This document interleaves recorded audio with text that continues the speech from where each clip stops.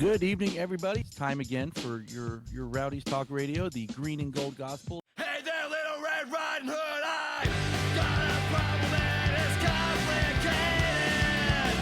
Going through changes and I just can't ignore the signs. Hear them now and it's so loud it hurts. Hear me growl and hear me howl when the full moon is out.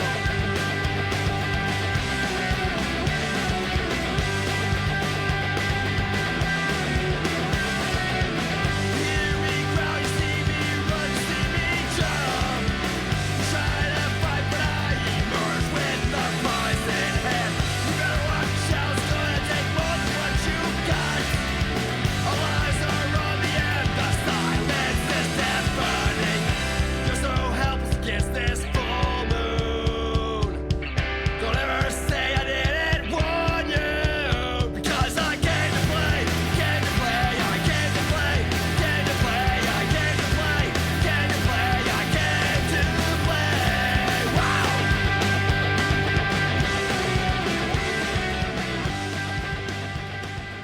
Good evening, Rowdies fans, and welcome to the Unused Substitutes. I'm your host, Ben. We are here to bring you the green and gold gospel. I am flying solo yet again this week. Sorry for the technical issues last week. That is 100% on me. However, we are back this week to talk green and gold. Without our buddy Dan, he is still taking care of things that have to be taken care of, so we miss him. Well, kind of. A little bit. We miss Dan. All right, we'll say we miss him. Especially when we get to talk about this big game against Monterey Bay, where the Rowdies take on Monterey Bay at home and win 4-0. And what is, I think, easily the most complete game we have played in 2 years. This was domination from beginning to end. And this is a culmination of 4 to 5 weeks of fantastic play by the team offensively. And you could just see that a game like this has been building for these guys. I mean, we've talked about it. The Rebel guys have talked about it. The team's talked about it. Like, we knew the team was capable of something like this. Like, we knew that offensively we were becoming very dangerous, and had the ability to kind of put it on to a team that they really went all in. And I had been saying that if we could just get that full buy-in on defense, that full just put your body on the line, all out defense at all cost, we could get this kind of result. And this game, you saw,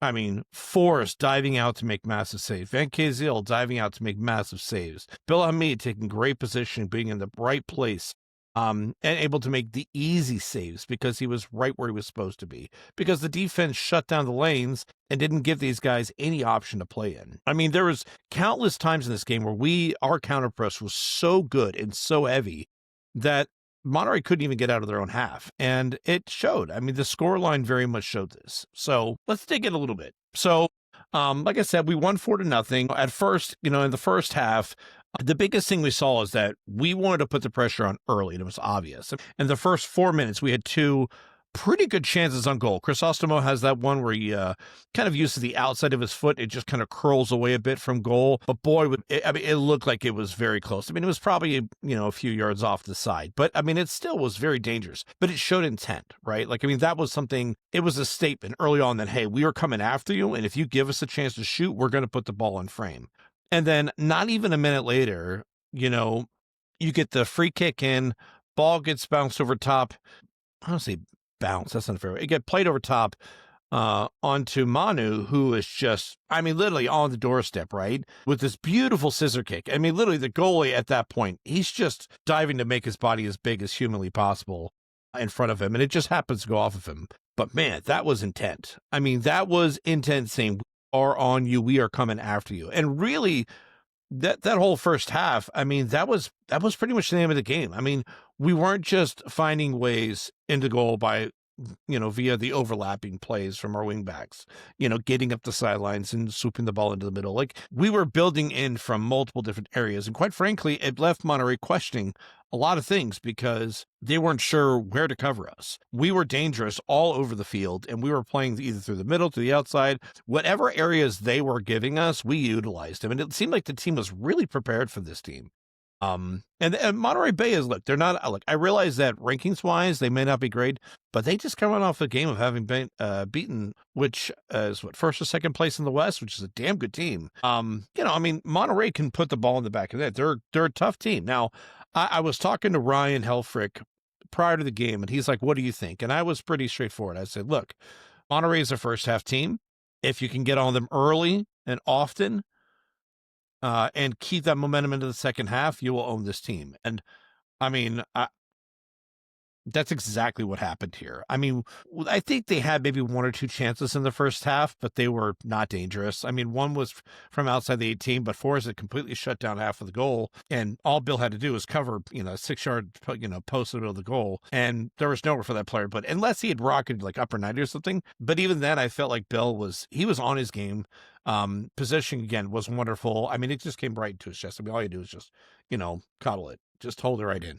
And that's it. I mean, there really wasn't anything dangerous coming from them, in the first half. And that's a testament to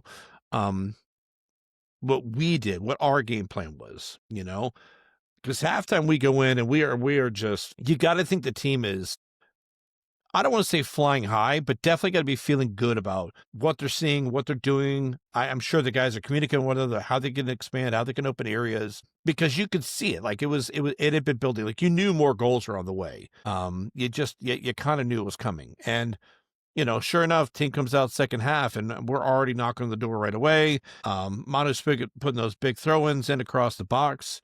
Really, as a whole, the team was just buzzing.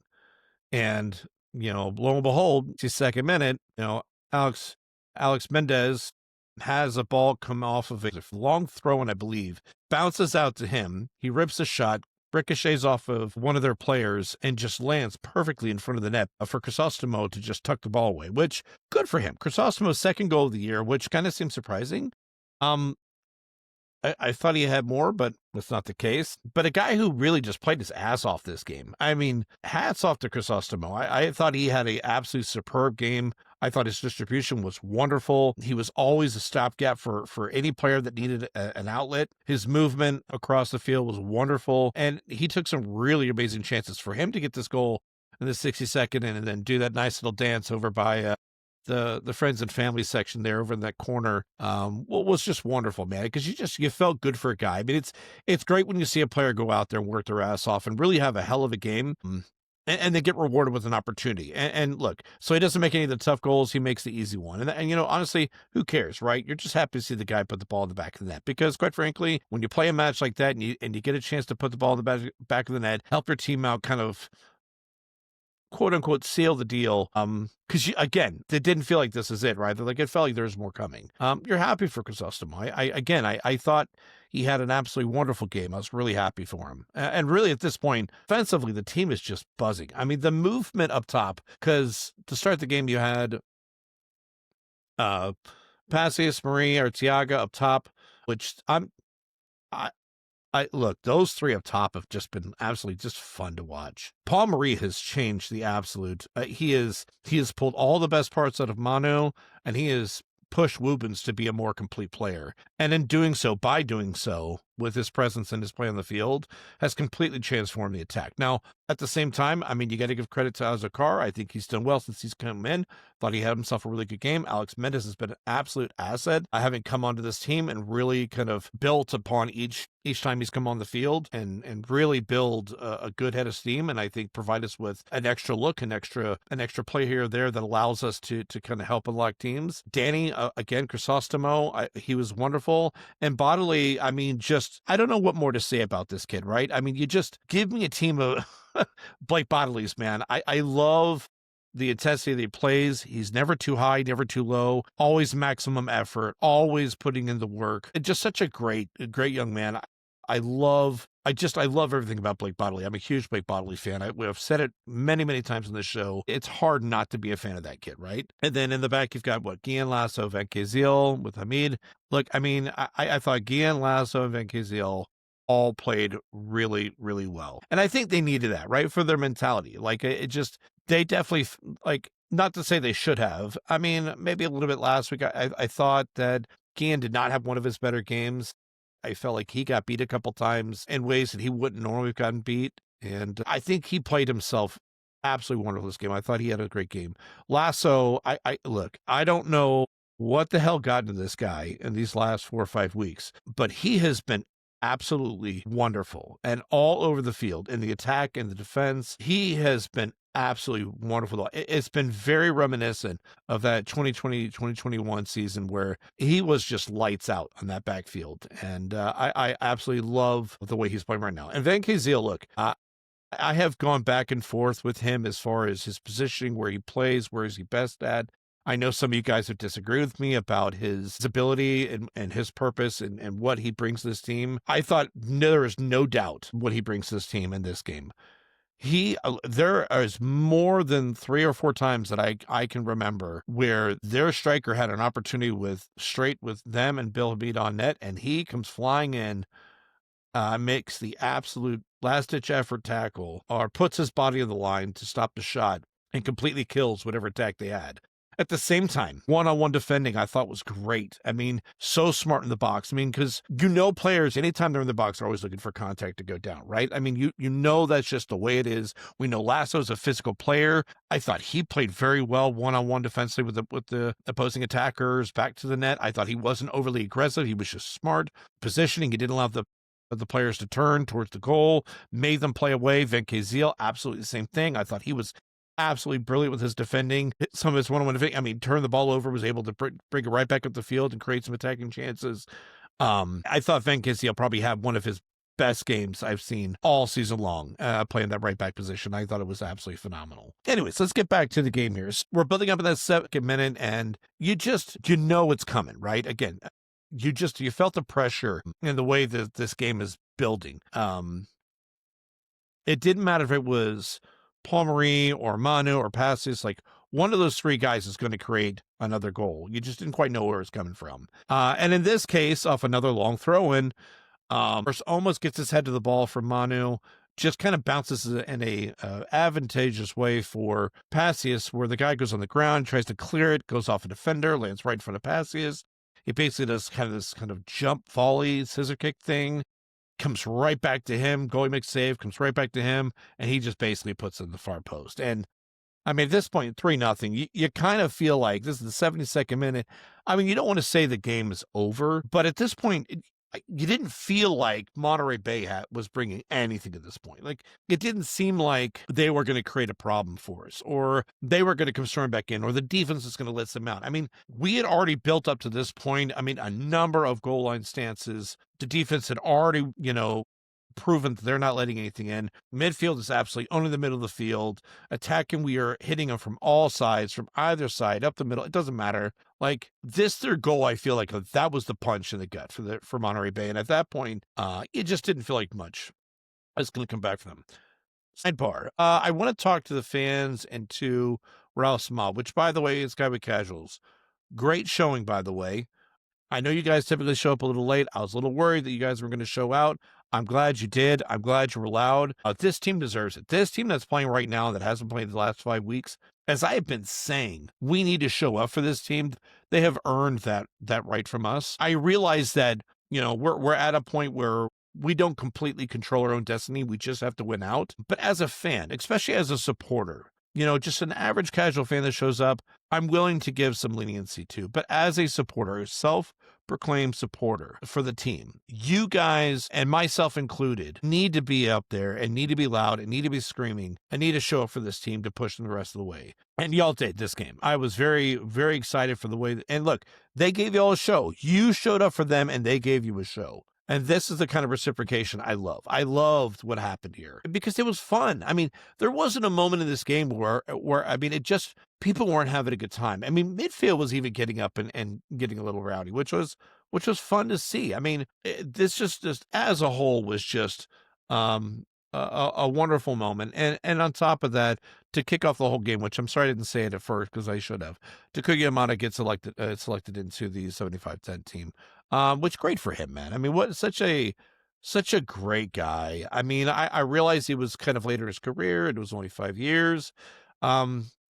But he recognized the importance it was to the fans and the organization, and he really does, I think, genuinely appreciate the love that we showed him, the love that this club has remained showing him, and this fan base in this community, because he played a certain way that just kind of commanded people's love and attention, and not to mention just. In general, Yama's just a wonderful guy.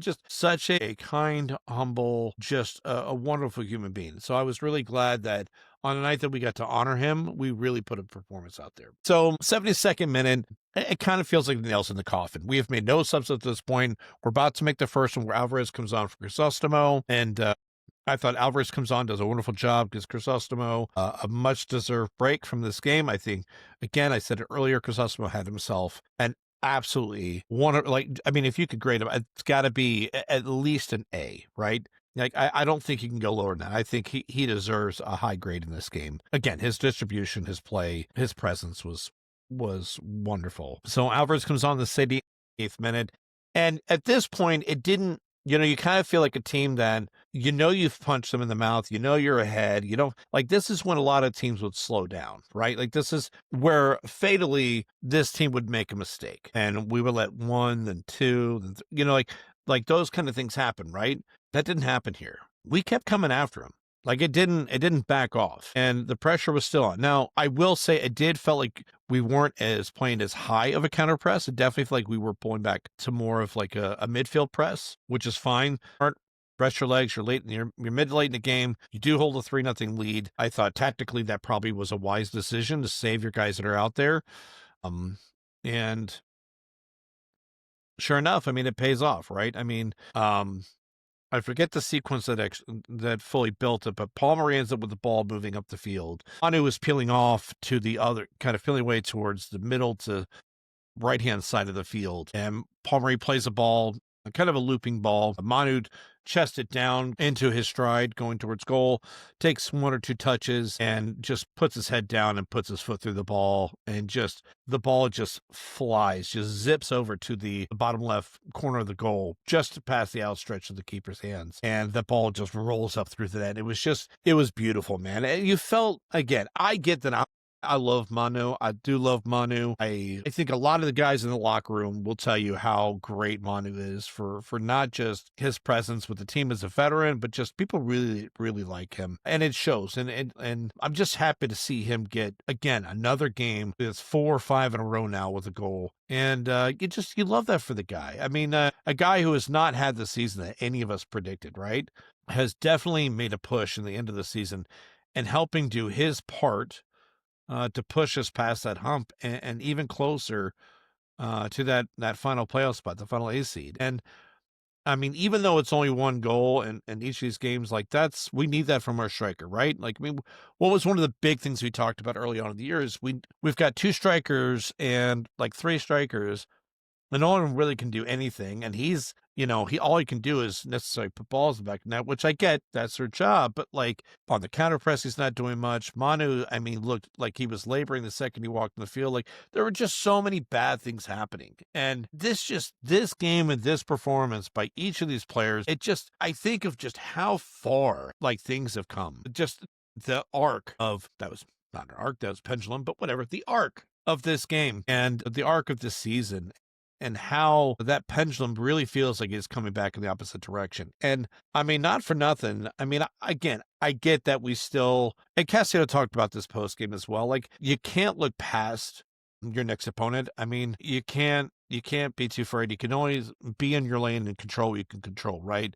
But damn, dude, if this is who we are, and I'm starting to believe that this is who we are. Let me tell you what, you get us in the playoffs playing like this, I don't give a shit who you throw in front of us, because this is a team that is battle tested. Like if they can get it wrong and screw themselves or just completely fold, they've done it. They have hit the bottom of the depths. They have clawed their way out of it. They have scrapped for points. They have been through the judges together. They have been through it. And this team has come out. Very well done. To come out with this victory 4-0 against Monterey, against a tough Monterey team, albeit I get it, they're not having the season they want. But like us, in the the later half of the year, they have started to come together, put together some great performances. They're a good team. And to have this kind of result with this team, with these players, this 11, I just, you got to feel good, man. You got to feel good. I mean, I know that, Rhode Island's going to be a tough test. They are. And it's no disrespect to Rhode Island. I don't think they're as good as their record says. And I get that it's not that great.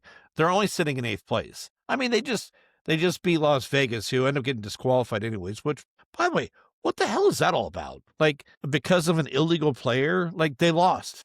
Who cares? I don't know what it affects other than maybe goal differential. But beyond that, I mean, does it really? I mean, they won 2-1. So the goal differential wouldn't change. Are they going to get credit for 2 goals now as opposed to 1?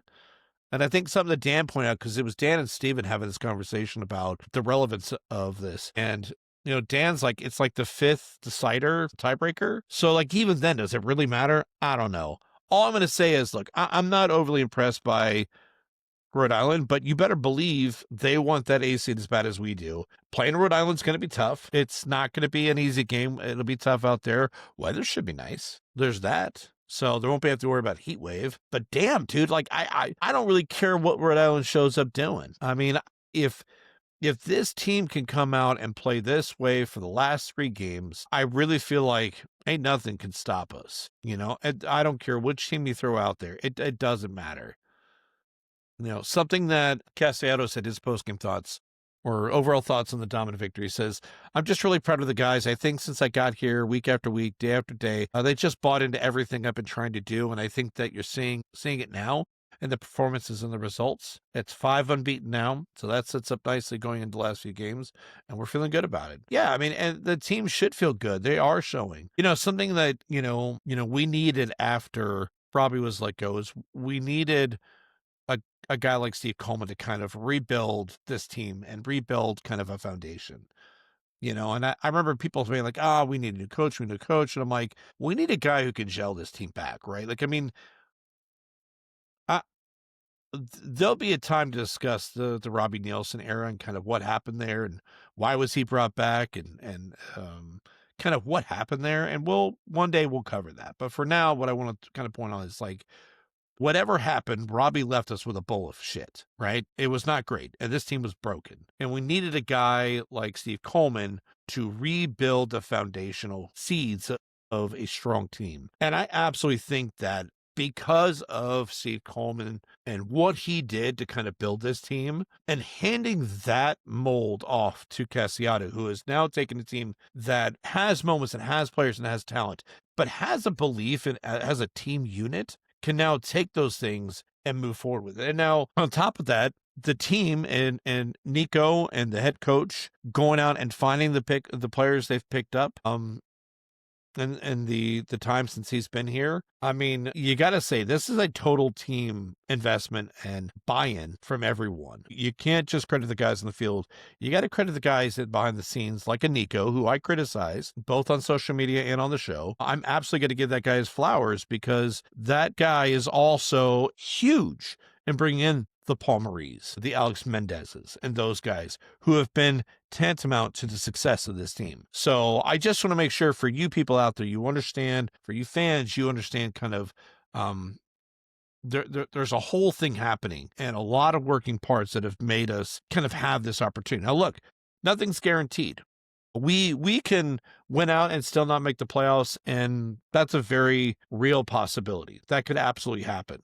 I will say of the final games, the final remaining schedule, I think we have the easiest. I was talking with Vice Presidents, Ryan Helfrich and Jeff Barkison about this before the game. I think we have the easiest of the schedules left, but that doesn't mean shit, right? I mean, like, even still, it's like, even with that, it's like, it doesn't matter. I mean, at this point, the nice thing is, I would say, the unfortunate but also nice part of the situation that we're in is, it doesn't matter what anybody else does anymore. If we don't win our games, none of it matters. If we play our asses off these last 3 games and we still don't make the playoffs, at the very least, we know we put our best foot forward. We know at our core we have a solid group of players here that we can build within that offseason and take to the next level. And I trust that that Nico and the head coach will go out there and find the pieces we need to build this team for long success. Sadly, we know like a guy like Palmery won't be back. He'll go back to his parent club, which is great. That's part of a loan. But God, man, finding that guy has been huge. I mean, if for nothing else, man, the work to get a Palmery in here, that guy he has changed the whole face of this attack. Anyways, so look, we're going out to Rhode Island this week. It is going to be tough. I don't think anyone thinks it's going to be an easy win. I think it'd be foolish too. I mean, at this point in the year, all these guys are all fighting for a playoff spot. Currently, it's Rhode Island's to give up. They don't want to give it up, but that puts pressure on them, not us. We want in. All we can do is play our ass off and hope that we're there, and winning 3 games is enough, right? I mean, post-game, Bill Hamid, Crisostomo, and Vancaeyezeele all talked about how 100% of your focus is on Rhode Island, getting the game plan put in place, and the guys executing on Saturday. And at this point, I mean, that's all you can do.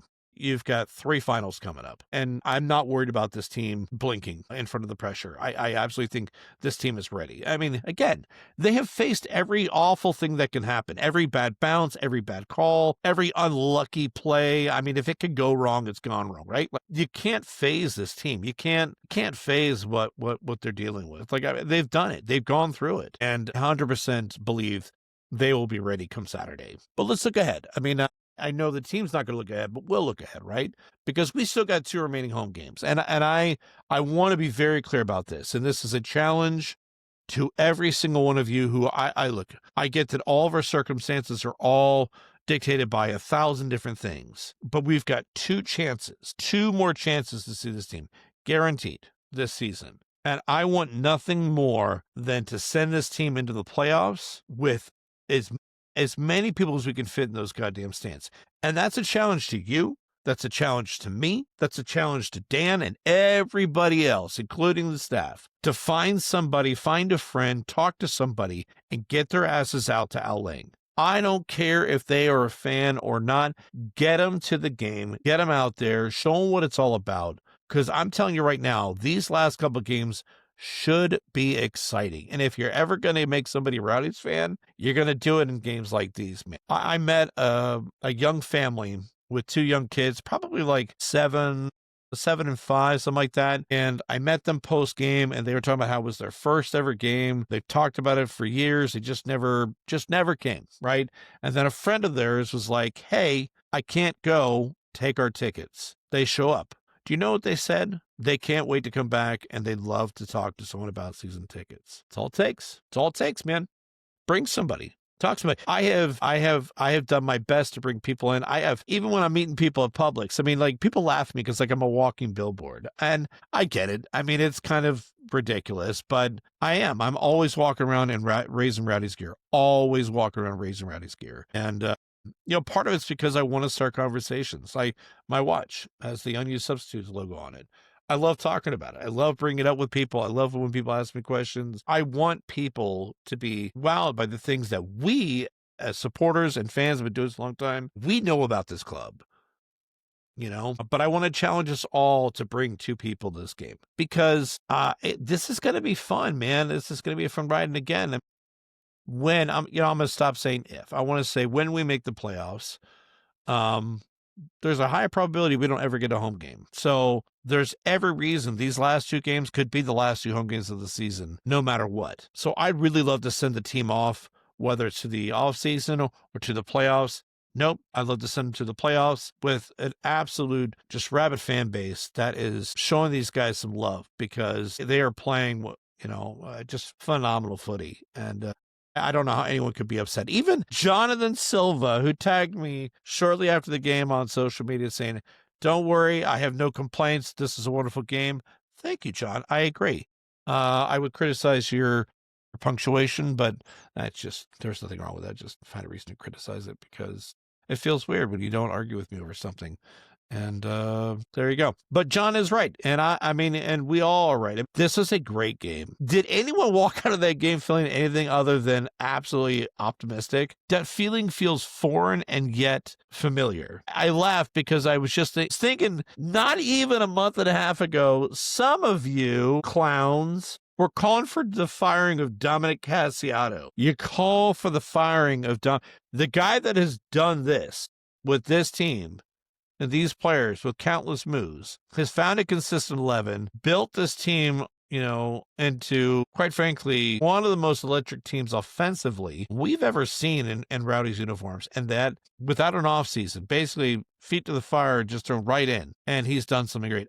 If you can't see by now, and I'm not saying anybody criticized, but if you can't see by now that the hiring of Dominic Casciato was absolutely 100% the right move, you are a fool. And I love you, but you're a fool. This guy was 100% the right choice. And to the Rowdies front office, Nico, to all involved who brought this guy in, thank you. Because I think we definitely found our next coach for the long term. And I'm very excited about what he will not only bring the rest of this season, but what he can do with an entire offseason and what this team can become going forward. I absolutely feel like we are on the right track. Okay, looking forward, we have got, where did I go wrong here? Why am I the way that we could ask that. I don't know. I don't know. So we've got, obviously, Rhode Island coming up this weekend. Then we got Hartford. Let me tell you, I know that Hartford is on a high right now, and they won the Jaeger Cup, and blah, blah, blah, blah, blah. This is an opportunity to punch those bastards in the, especially at home. Somebody needs to knock them off their high horse. They are loving the smell of their own, man. They are walking around like their shit don't see, because they have hit a hot run like nobody's business. And you know what? No better time to take a team like that and punch them in the mouth than right before they go into the playoffs, just to humble them a little bit. And a hot team like the Rowdies coming in against a Hartford team that may or may not pull off the throttle, I think is a great chance. That's going to be a fun game. And then after that, we've got on the 25th, we've got Detroit City FC, which I'm not saying you look over them. You don't. They're tough. But again, I feel like the way that we're playing right now, I don't care. I don't care. You go out there and you execute the plan the way that this team did today or did this past weekend. I don't think it matters. So anyway, right now, standings wise, we are looking at, we have got 30 points in 10th place.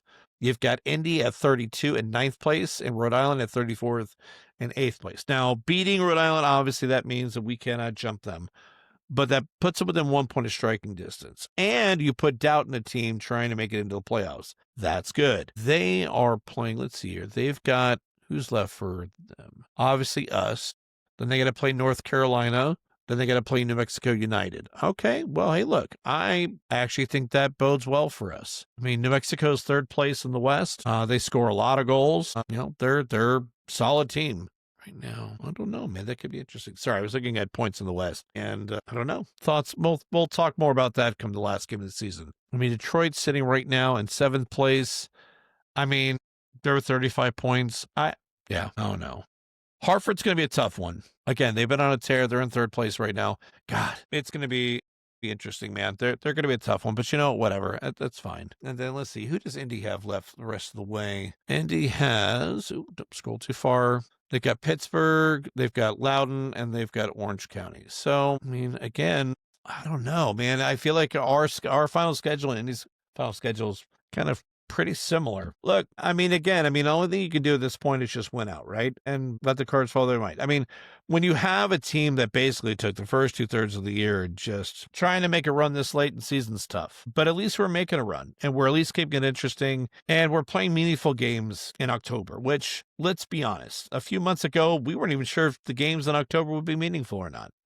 We were in doubt a couple months ago, 3 months ago, whether or not we'd even be able to have a chance to play meaningful games in October. And here we are. The last 3 games are very meaningful. They all count for something. And we've fought our way into an opportunity that, we'll have to see how it goes. I don't know, man. I'm just excited. I was so happy to walk out of that game with just such a good mood, man. I mean, just such a great mood. I was so happy for the team, the coaching staff, the office, the behind the scenes guys, the ones you never see. Just a lot of hard work went into the season. Like, there's so much that goes into try and make a season go, pop off. And it's just, there's a lot of moving parts. And I've just seen this team play the way they're playing right now is rewarding to, yes, you guys, the fans, but it's rewarding to the staff as well. It puts in a ton of hours. So I'm just happy for all of them. Okay, what else we got? I mean, we've got what club news. Woobens and Vancaeyezeele both get selected for championship team of the week. I believe Crisostomo was got honors for being on the bench, which well deserved. But again, Vancaeyezeele, I really feel like he played his ass off. Doesn't get the glory, but damn did he for those watching him, we saw he earned it. And then, I mean, look, Women's passes, man. I look, that guy has really turned himself into something. And kudos to him. His hard work, his play. I believe that's 12 goals on the year, 15 overall. I want to say that's correct. Has earned him a call up to the Haitian national team's squad for the first time. They're going to be playing, the upcoming World Cup qualifying matches against Nicaragua on October 9th and Honduras on October 13th. Great for him, man. I'm glad to see the way he's playing and that he'll have this opportunity to represent his country as well. What a great honor, right, for anybody to represent your country. And for Woobens to get that chance now after a hard-fought season, good for him. Really, really happy for the guy. So like I said, we got Rhode Island next week. Game is at 4 p.m., which who knows why. Midday games, although Dan likes them. Screw that guy. 4 o'clock game, boo Dan. Whatever. Hey, man, tune in, check it out. It's going to be exciting. Should be on Tampa 44 if you've got cable. If you don't, should be on ESPN. Yeah, man. It's going to be fun. Last and least, but not least, man, we love you. So I talked to Dan shortly before I came on. His we love you goes to Danny Crisostomo. I think it's a great shout out. I thought Danny had a wonderful game. I was really happy to see him not only get rewarded with a goal, but man, just his play was so good. He executed so well, and just really happy for him to have the game that he did, get selected for the team of the week. I think all those things are well deserved. I think he played his ass off. Really happy for the guy. My shout out, I think you probably all know, it's Vancaeyezeele. I thought Vancaeyezeele played one of his best games as a Rowdy. Plain and simple. He was absolutely electric on defense. He was so good, so dominant. I mean, he shut down it was very reminiscent of the Guiana Island days. Like, it was Vancaeyezeele Island, he owned that side of the field. It was a pleasure to watch him play. As a defender myself, I always love defensive players. Now, I always watch them a little more because I feel like I relate to their game, their play, and the way they see the game and their ability to influence a game. And he absolutely was instrumental in making sure that, one, we had a shutout, and two, us having the ability to have and create chances the way we did, not just on his side of the field, but as a team. So Crisostomo, Vancaeyezeele, we love you guys. I ain't got anything else, man. I think I've rambled enough. There's probably plenty I forgot, plenty more I probably got wrong. It is what it is, guys. When you have one person talking who has god-awful scatterbrain, this is kind of what you get. You either love it or you hate it. Well, obviously loved it. Because, by the way, a lot of new subscribers lately, man. To you guys that have subscribed on our socials, thank you guys. Much appreciate the love and support. It's really been, I mean, it's been humbling. It's been fun. I love the interaction we get from you guys. I would like to remind people that, unfortunately, when our beloved Matthew Cox passed, he took a lot of access with him. So unfortunately, if you are sending us messages, we cannot see them. If you do have questions for us, you can find me on Facebook, Instagram, Twitter, Blue Sky. I'm typically commenting or saying something on all Rowdies posts. If you see me, friend me, message me, whatever, would love to hear more from you. I do respond to the messages on YouTube, so if you want to respond on there and ask, you can. Same thing with Spotify. I see all those. I respond to them as they pop up. You can also reach out to Dan. So however you want to reach out to us and ask us questions. Again, this is your show, so I mean, if you disagree with something we said or something we saw, if you saw something different, if you agree, whatever, man. I love hearing from you guys. I mean, I am just a big dumb idiot, as Dan will agree. This is where we'd step in like, oh, we know. Shut up, Dan. We know, but I'm happy to be wrong. I'm happy to openly discuss anything. This format is 100% built to support the team and give something to fans and give fans a voice.